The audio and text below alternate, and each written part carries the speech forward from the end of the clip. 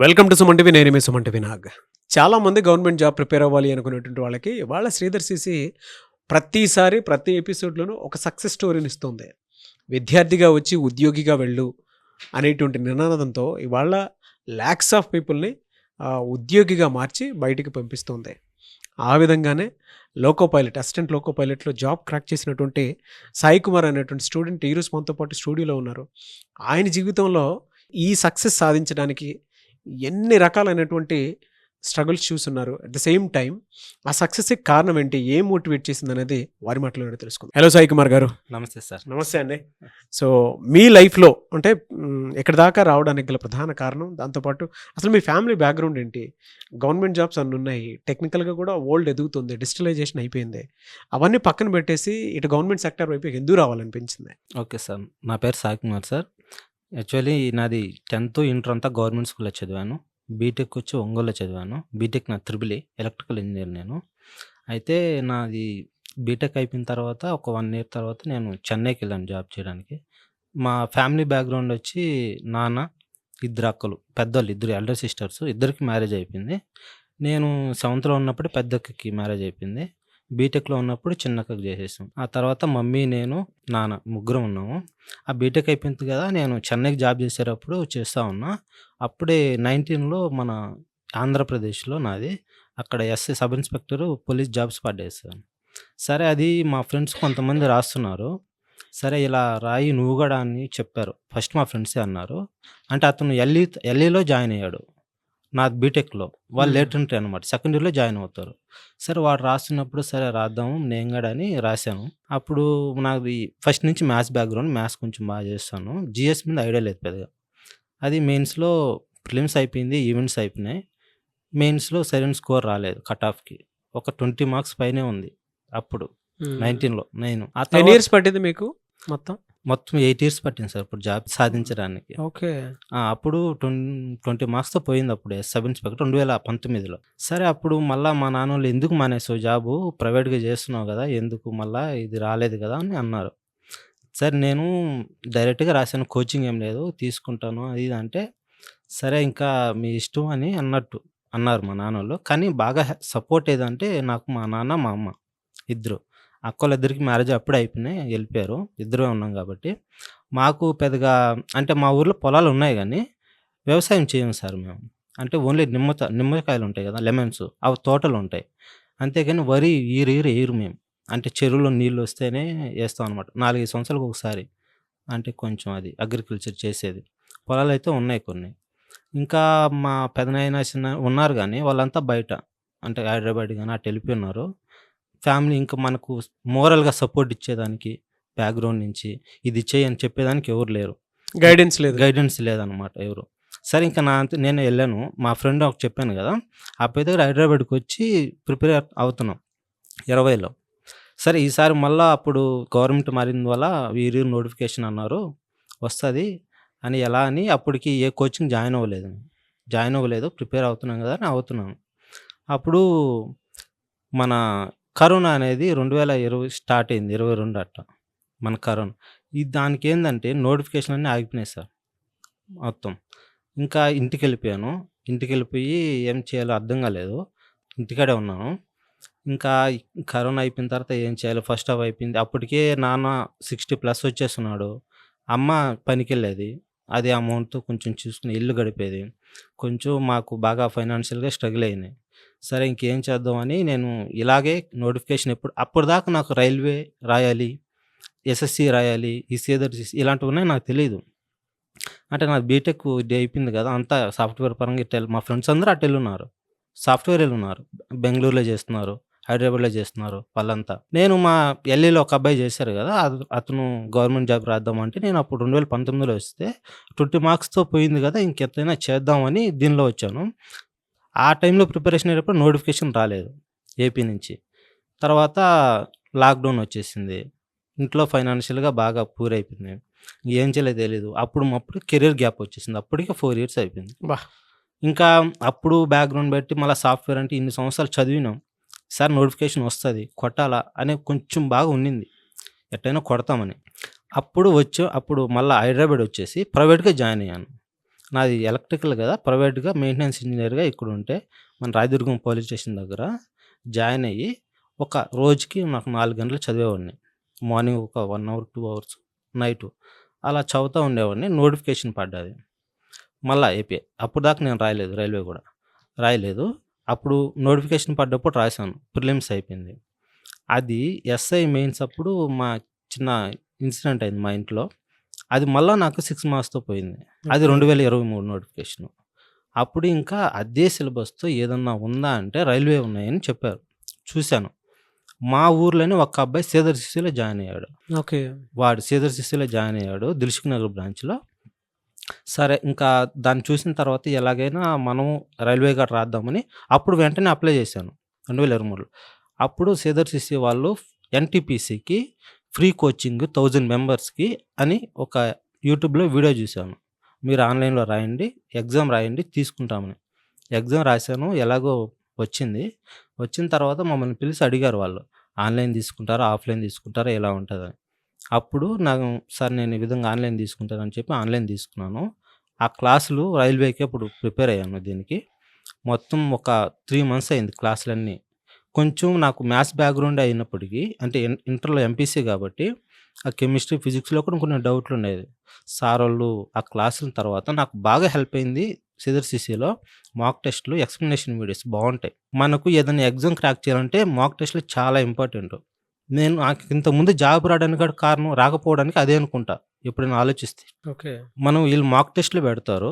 Daily టెస్ట్‌లుంటాయి, weekly టెస్ట్‌లుంటాయి. అవి రాసినప్పుడు మళ్ళీ ఎక్స్‌ప్లనేషన్ ఉంటది. ఇలా రాస్తే మీకు అప్పుడు ఎగ్జామ్‌లో మనం ఎలా రాస్తున్నాం, ఇప్పుడు ఎంతొస్తుంది, ఏమైనా తప్పులన్నీ ఇక్కడే చేసేస్తాం. ఆ మాక్ టెస్ట్‌లోనే. అంటే ఈ క్వెషన్ మనం సరిగ్గా రాయనప్పుడు ఎంత టైం వేస్ట్ అయిపోయింది ఇలా అని. అప్పుడు వీళ్ళు ఆ మాక్ టెస్ట్‌ల వల్ల నాకు బాగా అర్థమైంది సార్. సీదర్‌సిసిలో ఎక్స్‌ప్లనేషన్ వీడియో చూసుకున్నాను. టెక్నికల్ అయితే నాకు చాలా గ్యాప్ వచ్చింది. క్లాసులన్నీ సీదర్‌సిసిలోనే విన్నా. మన ఏఎల్‌పీకి టెక్నికల్ ఉంటది మన సబ్జెక్టు. ఓకే. మెయిన్స్‌లో. ప్రిలిమ్స్ అనేది అందరికి కామనే. మళ్ళా మెయిన్స్‌కొచ్చేలో పార్ట్ ఏ, పార్ట్ బి 2 ఉంటాయి. పార్ట్ ఏలో అందరికి ఒకే సబ్జెక్ట్ ఉంటాయి. పార్ట్ బిలో టెక్నికల్ వస్తది మళ్ళా. ట్రేడ్ వారీగా. మెకానికల్, ట్రిపుల్ ఈ అని ఇలా వాళ్ళకి సెపరేట్ ఉంటది. ఆ టెక్నికల్ క్లాసులు కూడా విని టెక్నికల్‌లో కూడా 50 స్కోర్ చేశాను. పార్ట్ ఏలో 78 వచ్చింది. ఏఎల్‌పీ జాబు క్రాక్ చేశాను. అలాగే టెక్నీషియన్ కూడా వచ్చింది. ఇంకా మళ్ళా కొన్ని ఇప్పుడు ఎన్‌టీపీసీ రిజల్ట్స్ రావచ్చు సార్ కొన్ని జాబులకి. గ్రేట్. అలా అంటే 8 ఇయర్స్ పట్టింది గదా! హ్మ్. అసలు ఎప్పుడు మీకు బ్యాక్‌కెళ్ళిపోదాం మనకేం అవసరము, చాలా ఇబ్బంది పడిపోతున్నాను ఎప్పుడు అనిపించలేదా? అనిపించింది సార్ చాలా సార్లు. నాకు నేను అనుకోలేను గానీ, అసలు నాకు రాసి పెట్టలేదేమో, ఇంటికాడ అలా కొంతమంది ఉంటారు గదా! ఆ మాటలకి అది. అంటే నాకేది జరిగినా ఒకటి చాలా తక్కువ మార్కులో పోతుండేది. నాకు అర్థమయ్యేది గాదు. కానీ నాకు ఎప్పుడు నేను బాగా డిసప్పాయింట్ అయిపోయింది. నా లైఫ్‌లో ఇంకా అయిపోయిందని సిట్యుయేషన్ ఎప్పుడొచ్చిందంటే 2023 సార్. 2023లో ఎస్ఐ ఈవెంట్స్ అయిపోయినాయి నాయి. సెప్టెంబర్ 14 తేదీ. ప్రిలిమ్స్ అయిపోయింది. ఈవెంట్స్ గూడా అయిపోయింది. మెయిన్స్ ఉంది అక్టోబర్ 14. సెప్టెంబర్ 19 తేదీ వినాయక చవితి రోజు మా మదర్ ఎక్స్‌పైర్ అయింది. అబ్బా! మా మదర్ ఎక్స్‌పైర్ అయింది. నాది 14 ఈవెంట్స్ అయిపోయినాయి. నేను ఇంటికి గూడా పోలేదు వినాయక చవితికి ఇక్కడే ఉన్నా. అంతే హాస్పిటల్‌లో కొంచెం ఇబ్బందని ఎళ్ళిపోయారు. ఇంకా నాకు చెప్పలేదు. ఇంకా మళ్ళా ఫోన్ జేసి ఇంకా అవ్వట్లేదని జెప్తే ఫోన్ జేసి ఎళ్ళిపోయాను. ఎళ్ళిపోయిన తర్వాత 18 వినాయక చవితి జరిగింది. 19 ఎక్స్‌పైర్ అయింది. ఇంకా అక్కడ ఇంటికాడున్న పల్లెటూరు మాది. గూడూరు నుంచి వెడ్చర్లని. ఇంకా అక్కడి నుంచి మాకు 20 డేస్ అక్కడే ఉండిపోయినా. ఇంట్లో అందరూ పరిచయం అంటే నాకెప్పుడు మా మదర్ అంటే చాలా ఇష్టం. చాలా అనుకున్నది. ఇన్ని సంవత్సరాలు పడింది గదా! కొడతాను ఈసారి ఎలాగైనా అది. బాగా జూసుకోవాలి వాళ్ళని. ఈసారి అని అనుకోని ఉన్నప్పుడు ఒక్క రవ్వ కూడా చదవలేదు మెయిన్స్‌కి అది. అది 1 మంత్‌లో ఉంటే నాకు అక్టోబర్ 14 అయితే 7 దాకా ఇంటికాడే ఉన్నా నేను. ఇంకా బాగా అప్పుడొచ్చాను. అప్పుడు కూడా కోలుకొని ఎలాగైనా కొట్టాలని ఒక 6 మార్క్స్‌తో పోయిందప్పుడు. 2023 ఎస్ఐ. అబ్బా! మా జోన్‌కి. మళ్ళా వేరే జోన్ అయితే వచ్చేది నాకు. అంటే 4 జోన్‌లుంటాయి. వేరే జోన్‌లో ఈ జోన్‌లో అప్పుడు బాగా ఏడ్చేసాను. అసలు ఎంత ఏడ్చానంటే ఇంటికాడ, అప్పుడు నాకు బాగా మా ఫ్రెండ్స్ ఉన్నారు సార్ హైదరాబాద్‌లో కొంతమంది. వాళ్ళు సపోర్ట్ జేసి, అసలు వాళ్ళు గాని లేకపోతే నేను కోలుకోలేనేమో. అలా చాలా డిస్టర్బ్ అయిపోయినా ఇంటి దగ్గర. అప్పుడు వాళ్ళు "నువ్వు ఎట్టైనా గాదు, అది పోతే పోయింది. నువ్వు సాధిస్తావు. నువ్వు రా" అని చెప్పి నన్ను హైదరాబాద్‌కి తీసుకొచ్చి వాళ్ళు కొంచెం మోరల్ సపోర్ట్ ఇస్తే అప్పుడు దాని తర్వాతే అది జరిగింది గదా! డిసెంబర్‌లో వీళ్ళు చూశాను. ఎన్టీపీసీది. అప్పుడు రాస్తే అప్పుడు ఇంకా ఇయన్నీ వదిలేసి ఏదో ఒకటి పెట్టుకోవాలని సేదర్శిది పట్టుకున్నా. వాళ్ళది క్లాసులు పెట్టుకున్నా. ఇంక వేరే దాంట్లో నాకు డిస్టర్బ్ అవ్వలేదు. ఫైనాన్షియల్‌గా గాని మా ఫ్రెండ్స్ సపోర్ట్ చేశారు సార్ చాలా. మాకు మా మ మా మదర్‌కి గూడా కొంచెం చాలా అప్పులు చేయాల్సొచ్చింది. హాస్పిటల్ ఖర్చులకు గాని, ఆహ్, కా కార్యాలకు గాని అప్పులు చేయాల్సి ఇప్పుడు గూడా అప్పులే ఉన్నాం.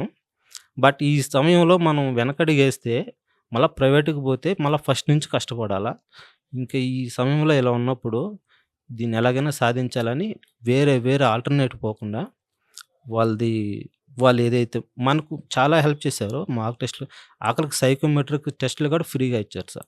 దీంతో పాటు నాకు నేను రాసింది ఎన్‌టీపీసీయే కదా! అంటే దాంట్లో నా అడ్మిట్ కార్డ్ పెడితే మళ్ళా టెక్నీషియన్‌కి గానీ, జేఈకి గానీ వాళ్ళు మాక్ టెస్ట్‌లు ఫ్రీగా ఇచ్చారు. ఎలా అండి? అంటే ఒక గవర్నమెంట్ జాబ్ ప్రిపేర్ అవ్వాలి అనంటే స్టూడెంట్‌కి ఉండాల్సినటువంటి లక్షణాలేంటి? మీరింత స్ట్రగులింగ్ చూసారు. అవును సార్. అంటే ఏం గుర్తుపెట్టుకోవాలి అసలు స్టూడెంట్? ఏం సార్ మోటివ్ చేసుకోవాలసలు? మనకు మోటివేషన్ ఎలా పెట్టుకోవాలి? ఆ! సార్ మీకే 8 ఇయర్స్ పట్టింది. ఆ! అట్లా చాలా మందుంటారు అందుకు. అంటే అన్నీ లక్ అనేది అందరికి ఒకసారి కలిసి రాదు సార్. అన్నీ కలిసొస్తే త్వరగా సక్సెస్ అయిపోతారు. నేనే చాలా సార్లు నాకు లక్ లేదనుకున్నా, వదిలేయాలనుకుని చాలా సార్లు అనుకున్నా. కానీ ఒక్కసారి నువ్వు అనుకున్నావంటే, నువ్వు టార్గెట్ పెట్టుకున్నావంటే కొంచెం లేట్ అయినా ఇది నేను సాధిస్తానని పెట్టుకొని సరైన గైడెన్స్ తీసుకోవాలి సార్. మెయిను త్వరగా సక్సెస్ అవ్వాలంటే సరైన గైడెన్స్ ఉండాలి. సరైన ఇన్‌స్టిట్యూట్ కూడా ఎంచుకోవాలి. ఒంటరిగా ఉన్నప్పుడు మనం చదువుతాం సార్. 8 అవర్స్ చదువుతాం.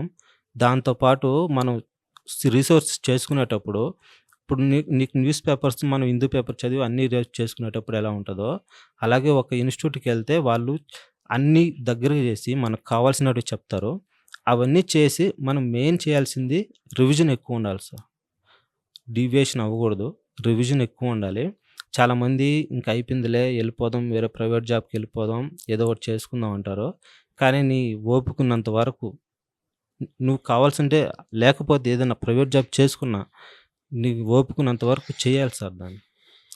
చేస్తారు గూడా. ఒక్క మాటలో చెప్పాలంటే ఎవరైనా నాలాగా ఇంత కష్టపడే వాళ్ళు ఎవరైనా ఉన్నారంటే, నన్ను ఎగ్జాంపుల్‌గా తీసుకోవాలంటే, ఫస్ట్ మీరు డైలీ 1 అవర్ గాని, 2 అవర్ గాని చదవండి. మీ డేలో 24 అవర్స్‌లో మీరు డైలీ ఒక 2 అవర్స్, 3 అవర్స్ పెట్టుకోండి. మీకు వల్ల కాకపోయినా. మీరు ఏదైతే పెట్టుకున్నారో దానికే చదవండి. మళ్ళీ వేరే దానికి చదవద్దు. కానీ మినిమమ్ టైమ్ అనేది ఒకటుంటది. నోటిఫికేషన్ పడే ముందే. దానికి ఒక్కసారన్నా మొత్తం చదివేసుండాలి. కానీ సార్ మళ్ళీ ఇంకోటి చెప్తున్నా.